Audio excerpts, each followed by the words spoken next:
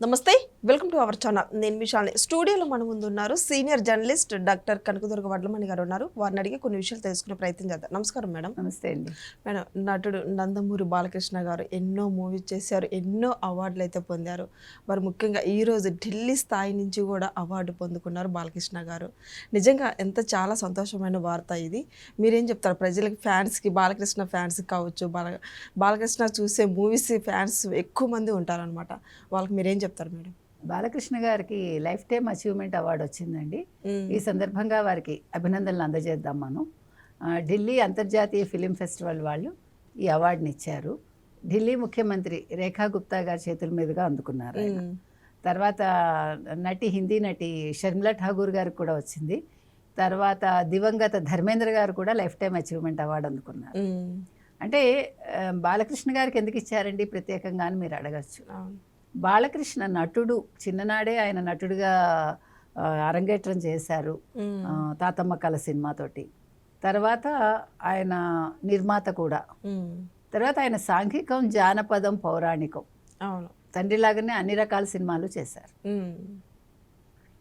చక్కటి నటులు. ఇప్పటికి కూడా ఆయన హీరోగా కొనసాగలుగుతున్నారు, మంచి హిట్స్ అందుకుంటున్నారు. కొనసాగడమే కాదు, అంటే ఈరోజు మళ్ళా ముందు తరం తీసుకుంటే బాలకృష్ణ, చిరంజీవి, వెంకటేష్, నాగార్జున, వీళ్ళ హవా ఇంకా కొనసాగుతోంది. వీళ్ళు 100 కోట్లు, 200 కోట్లు, 300 కోట్ల క్లబ్బుల్లో చేరుతున్నారు. అది చాలా మెచ్చుకోవాల్సిన అంశం కదా. అవును. తర్వాత ఈయన మనకు తెలుసు హిందూపురం ఎమ్మెల్యే తెలుగుదేశం పార్టీ తరఫున. తర్వాత చంద్రబాబు నాయుడు గారి వియ్యంకులు, బావమరిది, లోకేష్కి మావయ్య, ఇన్ని ఉన్నాయి ఆయనకి. అవును. అంటే ఆవేశానికి పెట్టింది పేరు. తండ్రి ఆ లక్షణాలు పుణికి పుచ్చుకున్నారు ఆయన. ఏదున్నా కూడా మొహం మీద ఫట్ ఫట్ మాట్లాడేస్తారు, కానీ మనిషి బోళాగా ఉంటారంటారు. తర్వాత ఈయనకి 2025లో పద్మభూషణ్ కూడా వచ్చింది. అవును, అవార్డు వచ్చింది. తర్వాత నంది అవార్డ్స్ అందుకున్నారు, ఫిలింఫేర్ అవార్డ్స్ అందుకున్నారు, చాలా అందుకున్నారు. యాక్చువల్గా మొన్న అంటే ఇది గదర్ అవార్డ్స్లో కూడా వారికి రావాల్సిందని అన్నారు, మనకు తెలియదు దాని గురించి అంతా. ఢిల్లీ అంతర్జాతీయ ఫిలిం ఫెస్టివల్లో వారికి లైఫ్ టైమ్ అచీవ్మెంట్ రావడం అనేది మంచి విషయం, గొప్ప విషయం. అవును. తర్వాత అసలు వాళ్ళ కొడుకు కూడా వస్తారు సినిమా రంగానికి అని అంటున్నారు, కానీ ఇంకా మనకు తెలియదు. కానీ వాళ్ళ అమ్మాయికి, అంటే వెనకాల తెర వెనక అమ్మాయి కూడా నిర్మాతగా ఉంటారు. తర్వాత ఒక యాడ్లో కూడా అమ్మాయి నటించారు, రెండో అమ్మాయి కదా.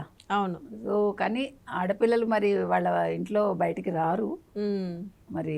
అంటే ఇంకా హీరోయిన్స్గా మనం ఎక్స్పెక్ట్ చేయక్కర్లేదు, కానీ వేరే రకంగా వాళ్ళు ముందుకు వస్తారేమో తెలియదు. ఏదేమైనా బాలకృష్ణ గారు అన్ని రకాలుగా కూడా అర్హులే దీనికి. అవును, ఏ రకంగా చూసినా.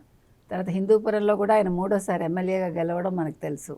ఆయన ఎప్పటికీ రాజకీయాల్లో ఉంటాడు. ఆయన హిందూపురం ఆయన ఎప్పటికీ ఆయనదే, అది ఆ నియోజకవర్గం అనేది, అందులో సందేహం ఏం మీకు అక్కర్లా. కాకపోతే ఏంటంటే ఆయన ముఖ్యమంత్రి కావాలని ఏ రోజు అనుకోలేదు, వాళ్ళ కుటుంబంలో ఎవరు అనుకోలేదు.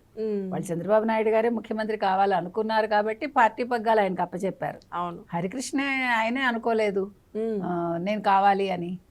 అందుకని వాళ్ళు తెర వెనక ఉండి నడిపిస్తారు, తెర ముందు చంద్రబాబు నాయుడు గారు ముఖ్యమంత్రిగా కొనసాగుతారు. అలాగే ఆయనకేం తెలియలేదని కాదు, అంటే అందరి ఇష్టంతో ఆయన ముఖ్యమంత్రిగా కొనసాగుతున్నారు. కాబట్టి ఇవాళ బాలకృష్ణ విషయానికి వచ్చేసరికి ఆయన ఇంకా మంచి మంచి సినిమాలు చెయ్యాలి, చేస్తున్నారు కూడా.